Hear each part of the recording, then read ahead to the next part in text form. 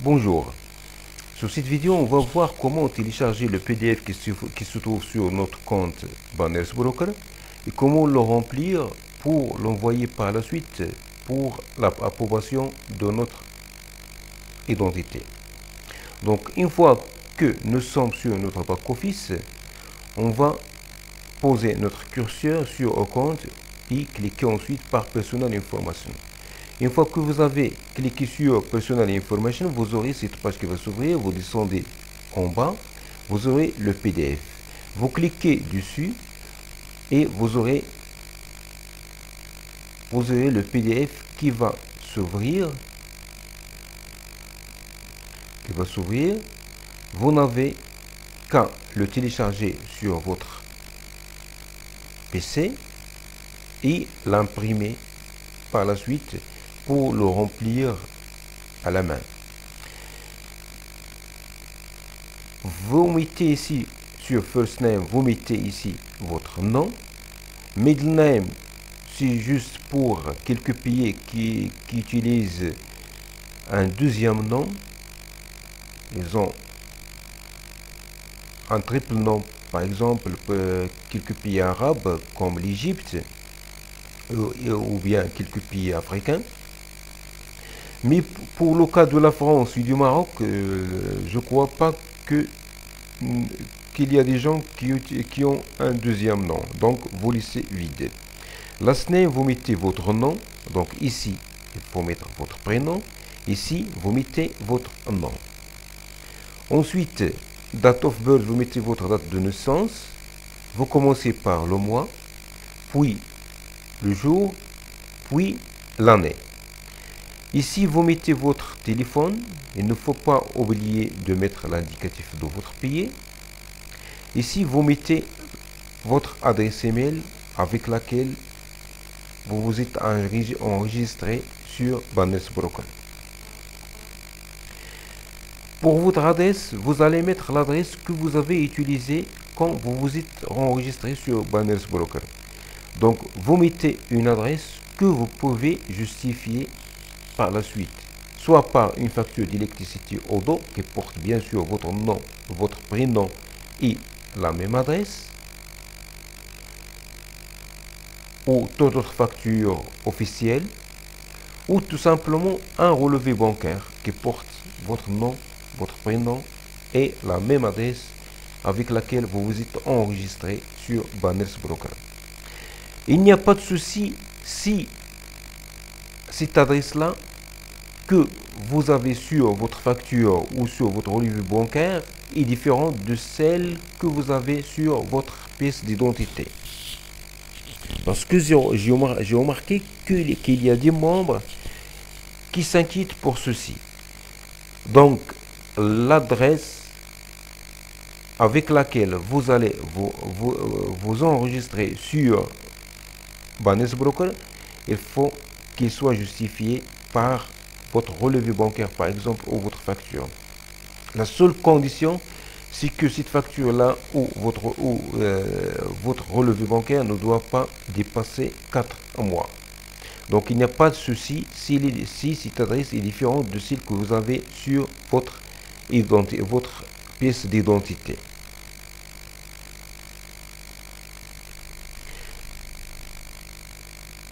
Donc, ici, vous mettez l'adresse, votre adresse que vous pouvez, comme je viens de le dire, justifier.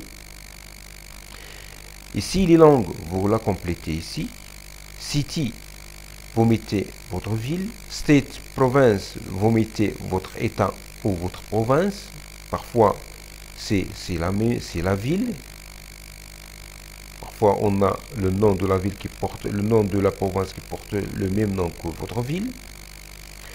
Ici, vous mettez votre code postal. Et ici, vous mettez votre pays. Government ID country. Ici, vous mettez le code de votre pays.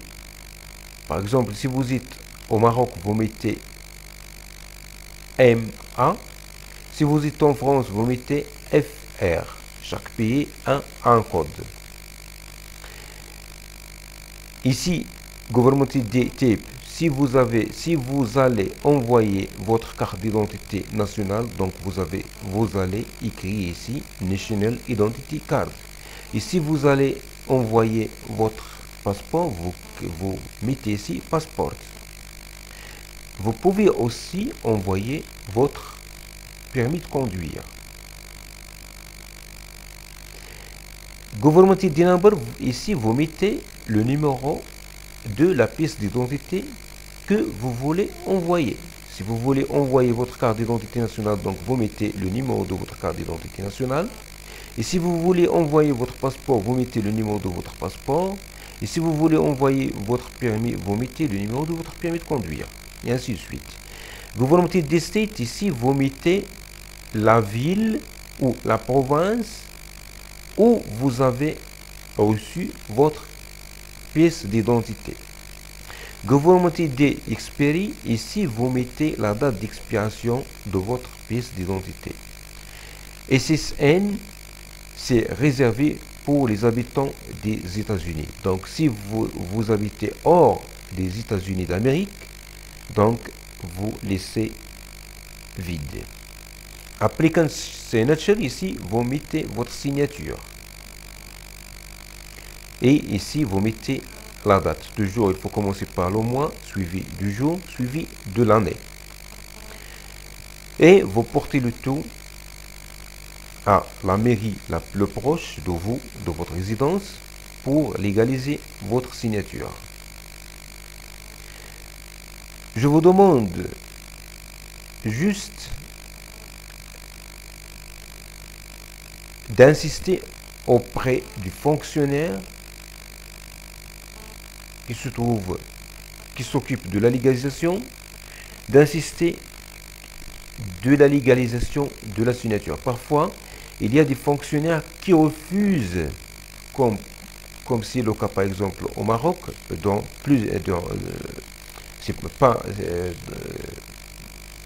quelques cas, c'est pas général, je généralise pas.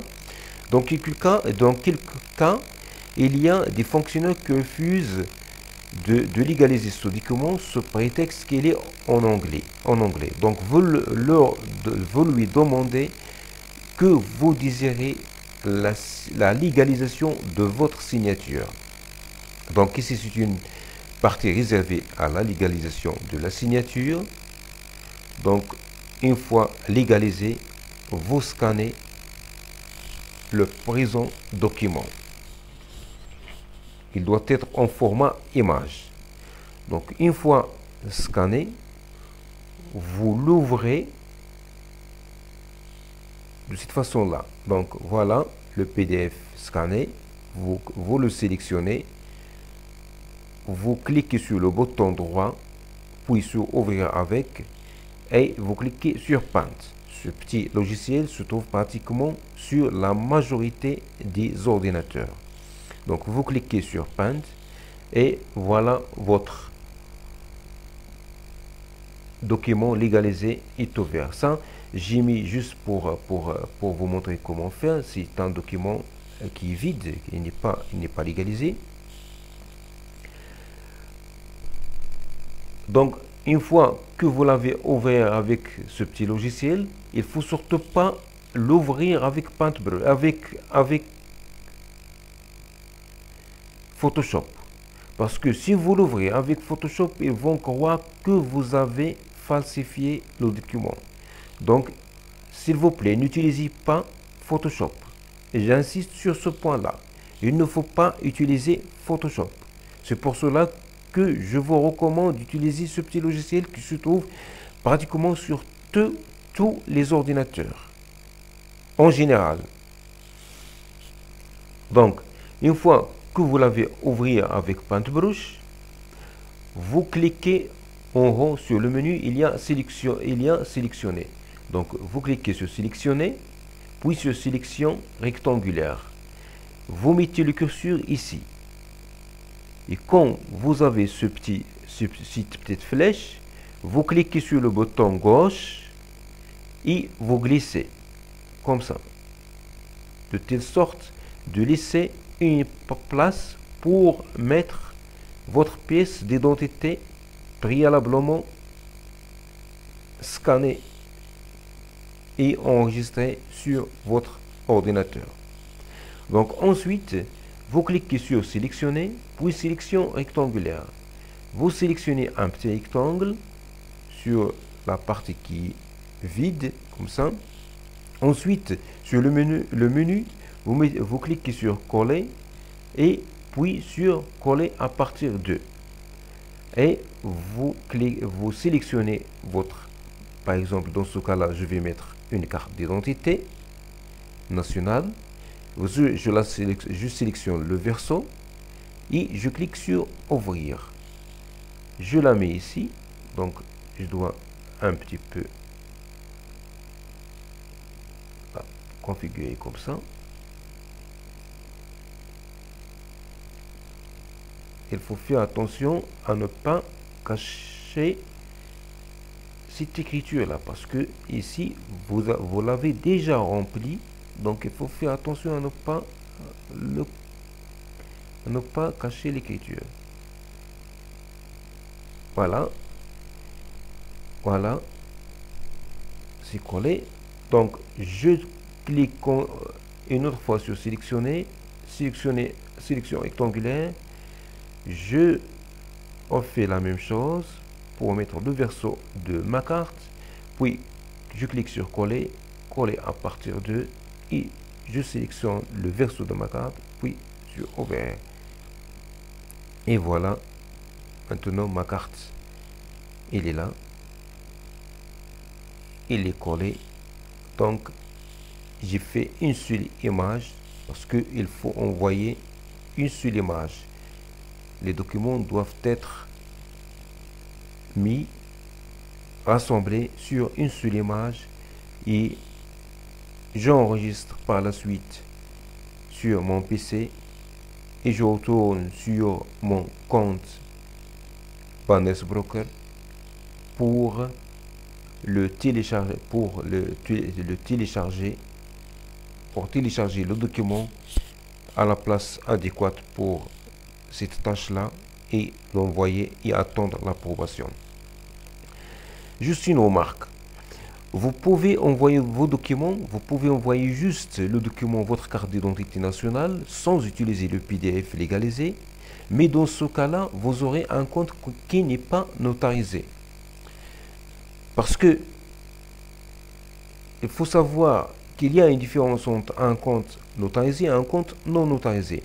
Il y a des avantages pour un compte notarisé. Donc pour un compte notarisé, vous cliquez sur pour voir la différence. Donc vous cliquez sur Prepared Card, vous aurez ceci. Donc ici vous allez voir la différence. Donc si vous avez un compte notarisé, voilà ici par exemple, si vous êtes un membre standard, vous avez un compte notarisé, vous pouvez faire 4 retraits par mois. Si vous n'avez pas de compte notarisé, c'est-à-dire vous n'avez pas envoyé le PDF, vous ne pouvez faire qu'un seul retrait par mois vers votre carte, avec un maximum de chaque retrait $625 si vous êtes membre standard. Et si vous êtes membre premium, si vous avez un compte notarisé, vous pouvez faire 4 retraits. Et si vous n'êtes pas notarisé, vous ne pouvez faire qu'un seul retrait, avec un maximum de $2500. Donc, en étant membre notarisé, vous pouvez faire 4 retraits de $2500, ce qui vous fera $10 000 de retrait chaque mois. Ça, si vous avez un compte notarisé et si vous êtes membre premium. Donc, ainsi se termine notre vidéo. J'espère qu'il vous sera utile et que je suis très clair dans les explications. Et merci pour votre attention et à la prochaine vidéo.